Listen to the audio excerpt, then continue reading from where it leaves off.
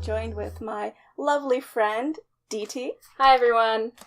So this is the first video for our newest segment, which is 2 is Better Than 1, where we give our honest opinions and almost battle it out at the end about why our opinion is better than the others.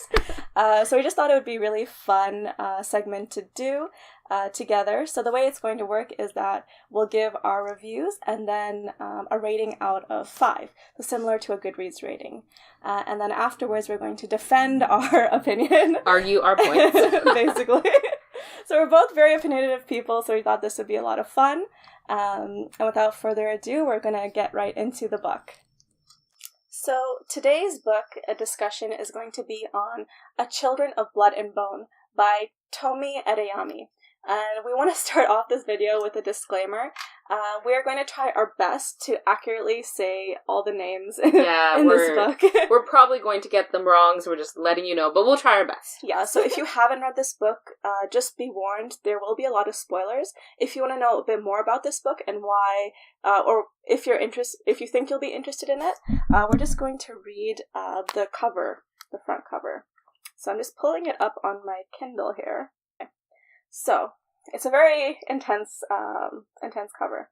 They killed my mother, they took our magic, they tried to bury us. Now we rise.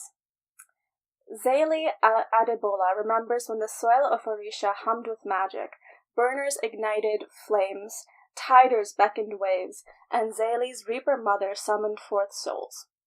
But everything changed the night the Fire Nation attacked. I'm sorry, guys, I had to. And if you read this, you might know why. You might know why that was funny.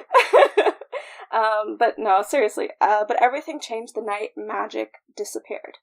Under the orders of a ruthless king, magi were killed, leaving Zélie without a mother and her people without hope. Now Zélie has one chance to bring back magic and strike against the monarchy. With the help of a rogue princess, Zélie must outwit and outrun the crown prince, who is hell-bent on eradicating magic for good. Danger lurks in Orisha, where snow lipaneers prowl and vengeful spirits wait in the waters. Yet, the greatest danger may be Zélie herself, as she struggles to control her powers and her growing feelings for an enemy. So, very, very intense synopsis, very action-packed, and I believe the book is quite intense and action-packed too, so kudos on whoever wrote the synopsis. I think it did a pretty good job capturing what the novel is actually about. It's very well written. So with that, we're actually going to start reviewing the book, and DT is going to go first. So overall, I loved this book. In terms of the setting, it was really refreshing. So as we mentioned before, it takes place in West African culture, which is not something I know a lot about. And this book really opened doors in me finding out a little bit more about that, which I like. I'm also a little tired of the medieval English countryside trope that we see in a lot of fantasy. Don't get me wrong, I love it. It's just a little bit tired, and this was new. Totally agree. I also enjoyed the fact that there was female goddesses in their lore. I think that was refreshing, it was new, and it sort of tied together the importance of mother-daughter relationships that's throughout this book. The characters, there are 4 main characters, I would consider. 3 of them are point-of-view characters. Those 4 characters are Zélie, who's our main character. She's a flawed, emotional teenager, believable. I would consider her not too annoying. It is a YA book, so I sometimes think that the characters get annoying. Truth. She's lovable because she's also remorseful. She understands when she makes flaws, and she reflects on that a little bit. The second character is Amari, who is one of my favorite characters. She loves food. Her first page introduction, she talks about how she wants to eat more dessert, and I was like, girl, I got you. So, she's a little naive, but I think that's what her character arc is pretty complete in this whole book, and that's what I really enjoyed reading. She ends the book, spoiler, by, the whole book she's dealing with an inner conflict between her family and what she was raised with, along with her moral compass. And it comes to a climax when she realizes that her family is being immoral, and she kills her father for justice. And it is such an empowering scene. I was rooting for the whole time. One of my favorites. And that's why I love her character so much. She had the full arc. The third character I've written on here is Tzain. He's not a point of view character. He's Zélie's older brother. At first, I thought Zélie was a little bit too, understated, but I think he's a romantic arc with Amari. He does do some... You accidentally said Zélie instead of Tizane. I said Tizane. Oh, did I? Oh, That's okay. Okay, sorry. Tizane has a romantic arc with Amari. So if Zélie and Amari did have a romantic arc, I think that would probably be, like, better. I'm so sorry. Yeah. Actually, yeah, they have, like, a really... They have more chemistry, I feel. Yeah. Like, so you're invading my review. Okay, I'm sorry. Anyways, back He's to a little Tizane. shortchanged. Okay, he doesn't have any magical powers, but he does... But he has his... What I liked most, even more than his relationship with Amari, is that him and Zélie have a very natural sibling relationship. I think their interactions, blaming each other, going through, that was very natural, and I did like that bit. But he did feel a bit like an accessory, though I still thought he was decently developed. Like a accessory. Sometimes he got a little bit too overprotective, and I was like, excuse me, she's like 18, 17, I think, in this book or something like that. I thought it was excessive. The last character is Inan. He's also a point of view character. He is Amari's older brother. I like how the 4 main characters are all siblings. That was nice. So I have a checklist and a problem. I like Avatar: The Last Airbender. This book reminds me a lot of that, and I am a huge fan of the Tormented Prince, Zuko. And Inan hits a lot of checkboxes on that list. So he's tormented, he's conflicted, he's angry, he's scared, he's confused. He has a lot of moments of deep thought and concern while sweatily dealing with his hair. So, aside from all that, he's a little flawed. And I do like the fact that even though he's turning to the other side, he has to deal with the fact that he's against magic, but he has some magic. He's developing it, which is an anomaly in this lore. Mm. And dealing with that makes him... more complex, which is interesting to read. And at one point I thought he was turning to join them on their fight to bring back magic. But I'm glad he didn't, because it would have been too early, too soon. His character was not developed fully for that. Part of me wanted it, but a part of me was cynical. I was like, this is too early. How are they buying this? This doesn't make sense. And I was waiting, and I think that it was good that he didn't fully turn. Yeah, you have opinions. I know. We're going to hash it out later. So, plot. I really like the pacing of this book. There was fast-paced and then a slow pace in every scene. We open in Mama Agba's store, Mama Agba's store, yeah. And we have this exchange that's very dramatic. Then we go to something calm. Then she has an exchange with a guard that's dramatic. She goes to an exchange with Mama Agba about her mom and, like, fighting and all that. A little bit of history. And then she's running again with her brother. And then we have this other scene where she's selling the fish and then running again. And so some of these scenes, though I'm saying running a lot, they have a lot of action in it, but they're interspersed with these emotional processing scenes that are slower paced, and a little bit sometimes darker than the action scene, but there's a good balance of dark and light in the plot. My favorite scenes, top 3. Number 1 is when they're in Ibeji doing the competition for the Sunstone. I thought that was really exciting. We saw the first taste, because I think there are 10 different Magi clans, and I didn't understand what a Reaper really did until then. The second one is when Amari kills her dad, as I mentioned, empowering. Third is when they're in Chandoble and they see in the dome the gods in the murals, and I thought that was so magical. I loved it. That was actually really good. Yes, I also, as a aside, like the dream sequences with Inan. I thought they were very tranquil, and also... I'm sorry. Writing style. This is a point of view book. And I've read the A Song of Ice and Fire books, and I like how they do it there, and I like how they do it here. It's a very powerful tool to find out character-driven stories and how complex they are. You don't, and I think the good thing that Tommy does here, and she doesn't, repeat scenes from a different character's point of view. She just moves to the next scene, and that partial information helps you play this game. That's intriguing, keeps the reader in suspense, because you need to figure it out on your own, which I love. There was a good balance of dark and light scenes in the plot, which was good, as well as pacing for action and talking and emotional ones. It didn't feel too much like a YA book. It felt a little coming of age, but it was more about call to action, which I enjoy more, because I am not the direct YA audience. And it was not preachy, which some books can get. Sometimes. I hate that. And last are some pet peeves and caveats. I'm sure when we hash it out, we'll have more pet peeves and opinions. This is more controversial. So my number 1 pet peeve is that often Zélie is described as beautiful in the book. And I think that's good because she has like a type of beauty that we don't see in media right now and representative and, power to her. But I don't like it in a book when the character's beauty is mentioned and responded to often. And typically with female characters, it's brought up a lot. And I think that it's not that important to her character and who she is, and bringing it up again and again, I think, doesn't bring up as much merit to her other skills. It can also, like, I think sometimes maybe the reason it was brought up was because it becomes a dangerous point. Like, some people, like, Inan was chasing after her, or, like, someone would be flirting on her, or a guard was hitting on her, and she was concerned about her own safety in terms of sexual harassment. So that was a point. But other than that, I was like, yeah, I get it. Like, she has other qualities, is my general dismissive tone. My second one was, I actually highlighted this on the Kindle and was like, it was when Amari sells her headdress in the beginning. I was like, excuse me, does no one say that's a really easy way for people to know who you are? Like, that's not how you fugitive, okay?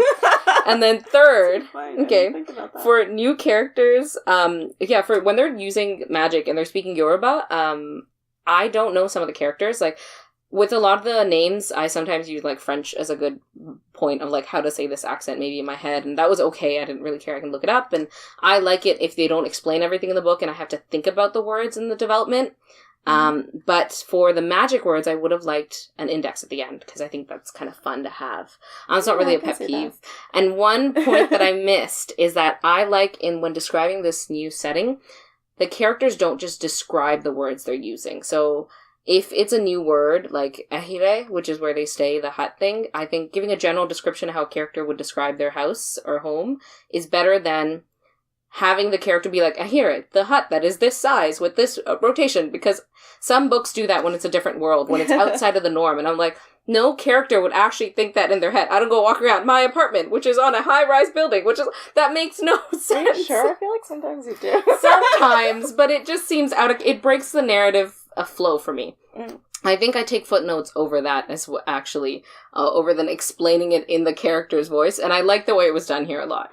And my final rating for this book is 5 out of 5. That's my rating on Goodreads. Okay. Interesting. Very interesting. We're gonna hash it out. There's gonna be a fight. There's some things I thought you would have mentioned. Yeah. But you didn't. I didn't. I am going to mention them. Okay. So it's now my turn.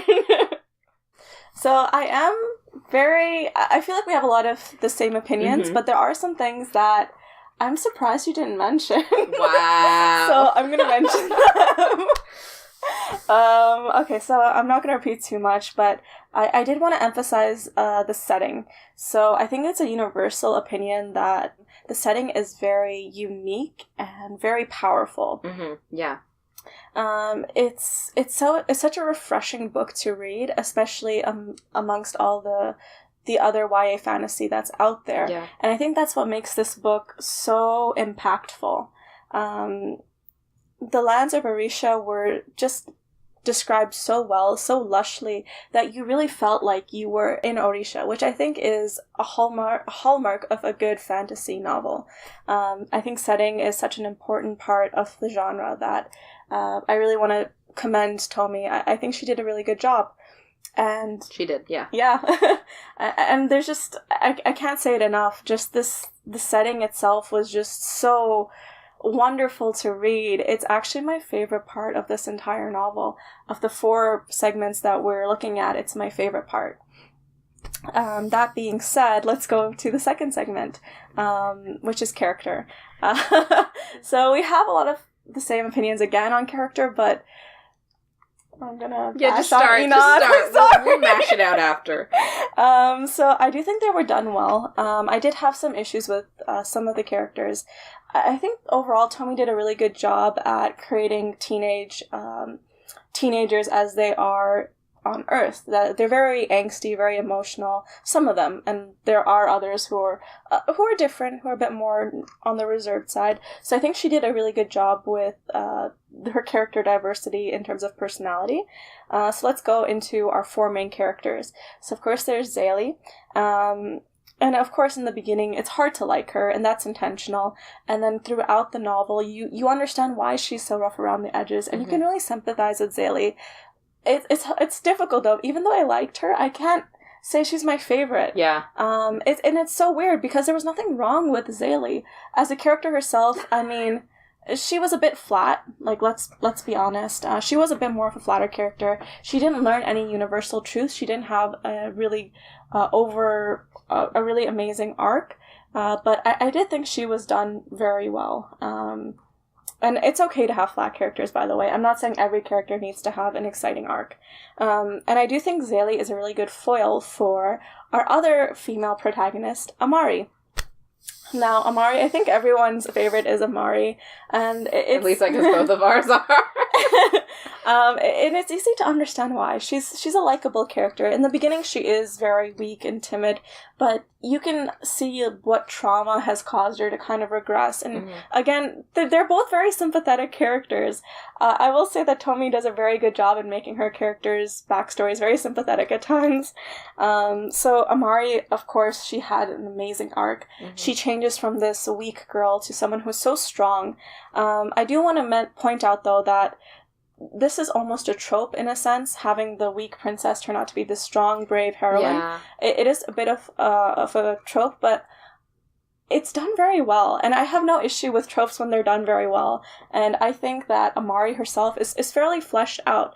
She has her own dreams, her own opinions, and I think she was a really good character.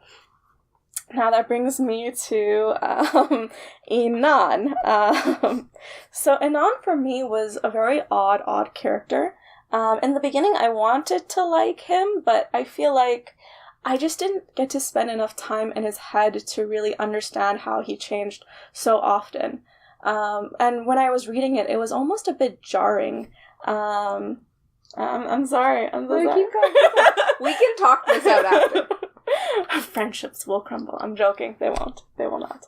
I felt he was very odd in the sense that his opinions changed a lot, and maybe, maybe I need to look into this more or read into this more, but I thought that he fell in love with Zélie too quickly. And if it wasn't love, and if it was just lust, I feel like it wasn't described enough to just be lustful. Unless he himself as a character was confused, and maybe that's it. But as a reader, or for me at least as a reader, it was a bit jarring to see how he quickly flip-flopped from, I understand her completely, I understand the plight of the Magi, to, I'm just gonna indirectly kill your father. I will never forgive him for that. Do not mess with someone's father. So for me, Inan was a very hard character to like. And I don't know, I just felt like he was just so odd. Like, even having a negative character arc, which he kind of did, he kind of had a negative, not even a negative character arc. He started off bad. It was a roller coaster, yeah. And it wasn't necessarily a roller coaster ride that I was into. So yeah, I had some issues with Inan, and I had some issues with their romance. Let's talk about Tzain. So Tzain, I think him and Zélie had a very believable sibling relationship, and I really enjoyed that. Having two older brothers myself, I kind of know what it's like to have a protective older brother. It is actually, they can sometimes be very protective, but sometimes he did border on it a little bit too much. Yeah. But not as much as you'd think. Yeah, it was like I've read worse books where... So I did like Tzain, but again, I think he was a bit odd. He was very underdeveloped. I felt like because he wasn't a POV character, as you mentioned, you don't really get to spend a lot of time with him. You don't get to see his unique traits as much as you get to see the other three characters. So that was not disappointing, but I just wish he was fleshed out a little bit more. But of course, this has to be limited to a certain number of pages. So I understand. It's already a pretty thick book. So of course, Tomi had to make decisions, and Tzain is what he is. But he's not a bad character. He's also a bit flat. There's no character arc that he goes through. But his romance with Amari is very sweet. It's very nice. It's cute. I mean, if you think about it, they are thrust into this very dangerous situation together, and of course they're going to form bonds. So I do think it is a believable romance. Yeah. When you're with someone and you go through stressful situations, you develop bonds with them quite easily, quite quickly. But that doesn't go back to Inan and Zélie, because those were so many issues. Yeah. So many issues. Okay. I'm sorry. Anyways, they're never going to be together because he indirectly killed her father. I don't think he's going to forgive. I don't think she's going to forgive him. Let's continue and then discuss. Okay. So, plot. I agree with what you said. I really like the way that Tomi paces herself So she provides an action, and then she provides a reaction in her story all throughout. And I think that really is an engaging way to write a story. It allows for the reader to have a lot of action, but it also gives them some downtime so that they can process it, so that the characters can process it. And I think it overall just creates a very good pace. Very action-packed, very thrilling. So lastly is the writing style. So I do think Tomi has a good writing style. It's very direct. It's not very flowery. So if you're more of a fan of literature that's a bit more descriptive, a bit more poetic, you might not necessarily find that in this book. Yeah. But that's not to say that this author cuts corners with description at all. She does provide description where necessary, and I do think she does a good job at telling a compelling story. She spins a very nice narrative. I also really did like how she included colorism into the narrative. Yes. As someone who has grown up in a South Asian community, there is colorism, unfortunately.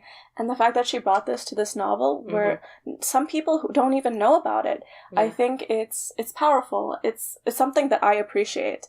And I did actually want to mention something that you said. So I know Zélie isn't all defined by her beauty, but I do think that it's important and impactful for people to have different races, to have role models, and that acceptation of that beauty isn't just one perspective, which I really appreciated, because I think Zélie's beautiful, and she did bring it up, and the first time she was doing it, she was bringing it up, it was a good point, because she's not the type of beauty you see as much in Western media.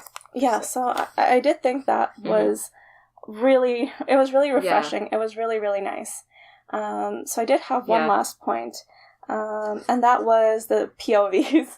So I'm not against different POVs in novels at all. It's just that I think at a certain point they were switching a little bit too much for me, and that did get a bit almost not disjointed, but it kind of took away from my reading experience. And that's just my opinion. That's how I feel towards different, when there's too much switching back and forth. It just gets a little bit, it's hard to say. I just get thrown out of the story almost. So even though I did like the different POVs, I thought that just sticking in someone's head like for a little bit longer would have been nice, in my opinion. And of course, if I could learn a bit more about why Inan did what he did, that would be great too. So my overall rating for this book is 4.5 stars out of 5. I did really, really enjoy the novel, which is why I recommended it to DT.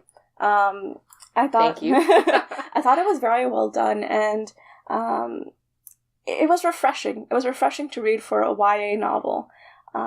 It did remind me a lot of Avatar: The Last Airbender. Yeah, but which was one of like our favorite shows. So. So we actually really enjoyed that. But yeah, I really did enjoy that. So let's talk. Yeah, let's talk. Okay, let's go through the four stages. Setting.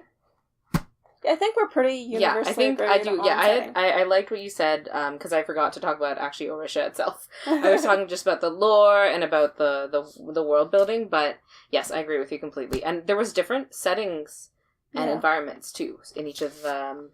Also, if you don't have the hardcover, the map is beautiful. So I read the ebook version.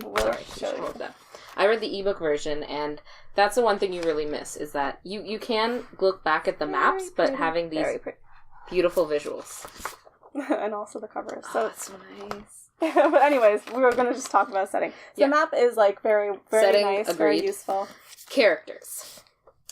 Yeah. Okay, so when you said Zélie was flat, I took some offense. And I realized with the end of your argument, maybe she was a little flat. But I think that her character did not have as much of an arc in contrast to Amari, which is why it's a little sad and frustrating. Yeah, that's when you notice. I think she did have some development.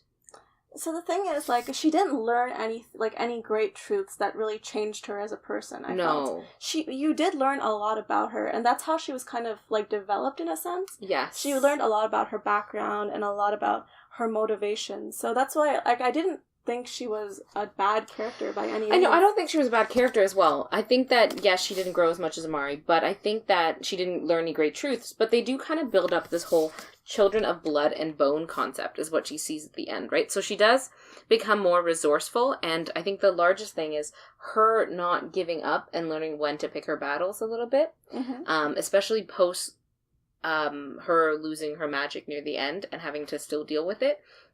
She's a character who's very quick and rash, and it was the first time she had to not be as quick and rash. But I don't think that was a learning. It wasn't that much. It was kind of like, meh. Yeah, because she still, like, went with it. Yeah. Which was a bit rash, in my opinion. Yeah, I think Amari also is not as cliche. Sorry, so moving to Amari. We can agree to disagree on Zélie. Yeah. But Amari, I don't think she's that cliche, even in the beginning with the princess. I think... I never said she was cliche. I said she was a trope. She's a trope, and you... Yeah, so I think we're good. Yeah, I think we're good on that. So I said to Zane after, and you went with Inan right after, which I think is a sign with this book that Zane was actually more of a side character. He was not a point of view character. I put him next because he had a proximity to our two main leads. Right? But which one do you want to talk about next? Let's talk about Zane. Okay, Zane. I'll go quicker. I liked him. I do agree he was a little shortchanged.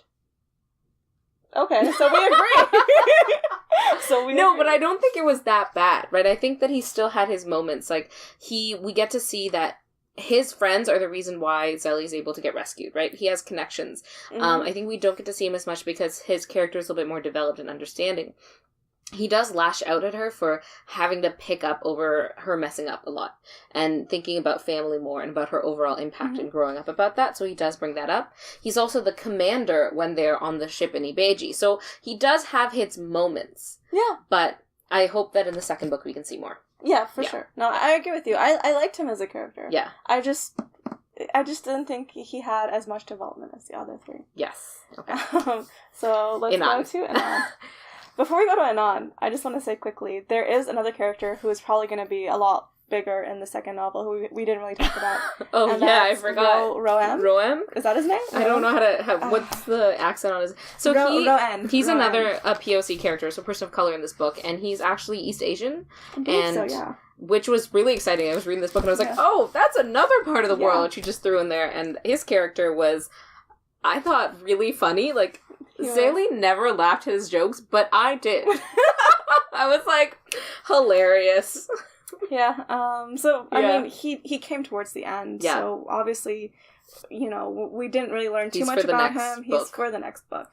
Yeah. So just wanted to throw that out there. There is another character in this book who I actually liked quite a bit. Yes. Because he is very funny, and I think he did a good job of throwing in some humor in a really serious situation. It was a very serious part of the book, yes. Anyways, back to Inan. So I think I kind of agree with you. There was an exact line. So I felt that it was going to happen from the dreamscape scenes. Inan is actually a magi, and he can put Zélie in a dreamscape. And there's a part where she's swimming, and this is before, and they're trying to have an argument. And... he starts making comments about noticing the fact that she's a woman. And I was like, oh, I'm calling it. But he cuts it off because he says duty first. And I think Inan's character, from what I understand, he was raised to really hate magic. And then suddenly having magic makes his character confused. Which is why I take up any of the confusing parts. I agree some were confusing. To him, still dealing with that. And like he's like, oh, now I'm able to do this really powerful thing. Mm-hmm. But, I kind of still hate myself. And... I think he was very lust-driven in that scene, and him and Zélie have a very sort of lustful exchange in which already Inan is questioning himself with this magi thing, and he kind of sees her as a kind of tool, maybe, but he doesn't really know what they're doing, right? Does he know they're really restoring magic at that point? I'm trying to remember. When they're at the camp? When they're at the camp, yeah, he does. Yeah, so I think, but he's almost delusional when he asks her to go back and be his queen. I'm like, wait, how is that gonna work? Like, that is someone thinking with their, and I just, so I also, there at that point, I was like, this, and even when both Zélie and him had their one-on-one FaceTime and they changed, I thought it was too sudden. And I think that, for me, the reason why I still liked Inan is that I still believed that he was still confused even when he was doing that. And that his feelings for his sister getting his sister back and sort of this confusion he feels about questioning his dad now being a fugitive from his own dad, like his dad doesn't know, Yeah. those were still starting to come to him, right? And the fact that he went back to his dad afterwards, right, was more of him, like, trying to still, like, he still is yearning for approval. And it reminded me of Crossroads of Destiny, that episode, book 2, chapter 20 in Avatar The Last Airbender. Yeah. Okay, And I was like, talking about? I see Zuko doing the same thing, but you have to go back to see. And I think he went back and he saw that, hey, I'm kind of different now, and I kind of fucked up a little bit. But he was still trying to be like, hey, do you swear on your channel? I mean, I do now. So he went back and he has that scene where he sees her in the cellar and he still kind of wants approval, kind of wants to succeed. And he sees Zaylee, but he's like, oh, I kind of like her and I don't want... He's not as psychopathic where he can just see a girl he, like, kissed and made out with, and things with, in being tortured. And, you know, he tries to kind of help her, but he's still tied to the past. And I think that I agree, he's confusing and flip-floppy. I'm glad that he didn't fully, like, if it ended with him just staying with Zaylee and Amari and Zane, that wouldn't have made sense. That wouldn't have made sense either, right? That would have made made no sense. The fact that he went back and then kind of half-assed it, like he tried to rescue her, and he just did a bad job of everything, I think is so much more true to his character. Like, he is a confused character who messes up things regularly because he smart. doesn't understand himself. Yes. Naive. And I think that, yeah, him and Amari both, but Amari just made a decision and kept with it. And I think that Inan is trying to please everyone, which is why his character feels confusing, because he doesn't have his own moral compass. He's just trying to please other people's. Yeah. Right? And then he has these feelings and he's confused. So that's my defense of Inan. Okay. I do agree. I see yeah. your point. I see your point. So, like, I think that they could have been better, but it was smarter to make, if they're going to have 3 POV characters, it was smarter to make Inan that POV than Zane. Yeah. To Zane. Yeah. No, I agree. Yeah. Okay. That's a little bit of clarity on that. My opinion on why. Just in your defense, told me if you want to hit me up, I'll do some defending. You're really teaming on, aren't you? Yeah. Okay, so I think for plot, we both have Yes. the same points. We both really liked the Yes. pacing. What were your top 3 scenes? You didn't tell me. I did not. I did really like in the temple where you see all the Yeah. gods and goddesses, and you get to learn more about them. I thought that was Yes. a really incredible scene, and I really, really enjoyed it. Yes. The other scene that I really, really liked would be when we meet Rowan. Oh, okay. Yeah. Oh, wait. At the camp or at the cave? At the cave. At the cave At the with cave. his bros. Oh, God. With his bros.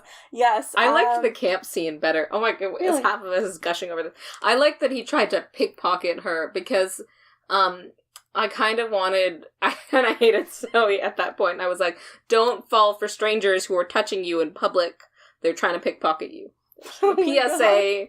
Just a PSA. No, I did like that scene a lot because it was very, it just felt like the beginning of a whole new adventure. Yeah. And I just thought that was really, it was interesting to see towards the end of the novel, Yes. and it also made me excited for the second novel. Yes. And then, of course, the ending.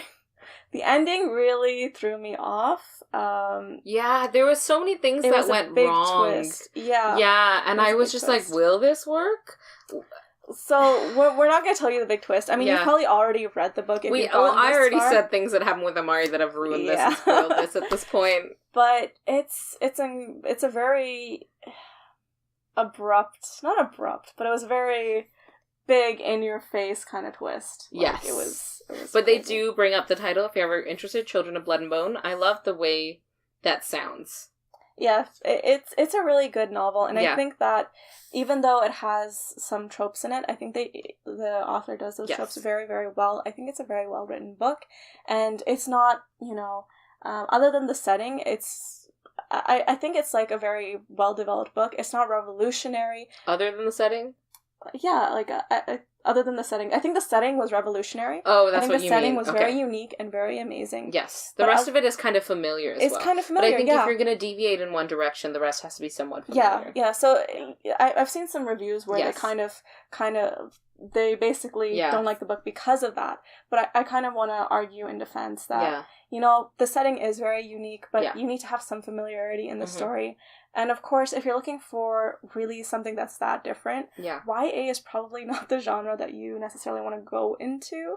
I mean, there are some outliers, but I think YA fantasy it has not a formula, but it has some familiar components. Yes. A lot of the newer releases. Mm-hmm. So I do think it's a very well written book, and I would really recommend it, especially if you like Avatar: The Last Airbender.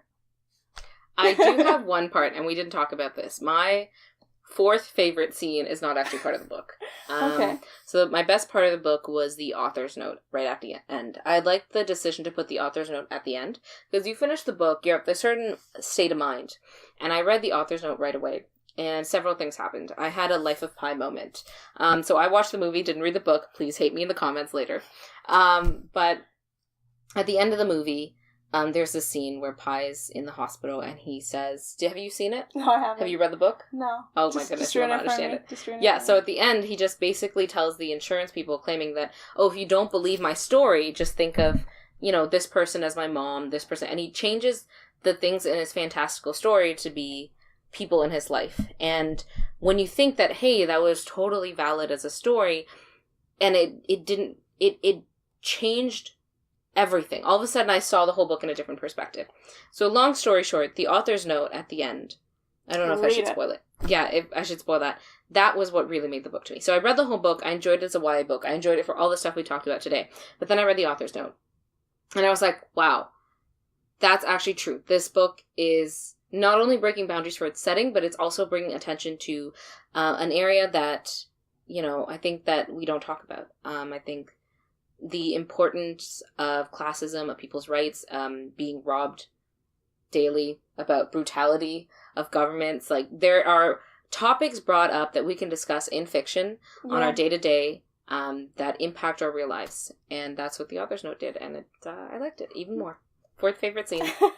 So, I think, do you have any other closing remarks? Yeah, that was it. That was all. Okay. I love the author's note. So definitely check out Children of Blood and Bone if you are interested and you haven't read it, though we've spoiled a lot for you. I'm sorry. If you have read it and you want to recommend another novel that you think people would really enjoy, please feel free to comment that down below. If you agree with our points, if you disagree with our points, just please be civil. And of course, we'd love to continue the conversation in the comments section. Mm-hmm. So we really hope you enjoyed this review. 2 is better than 1. And we look forward to doing more videos. Thanks so much for your time. Bye.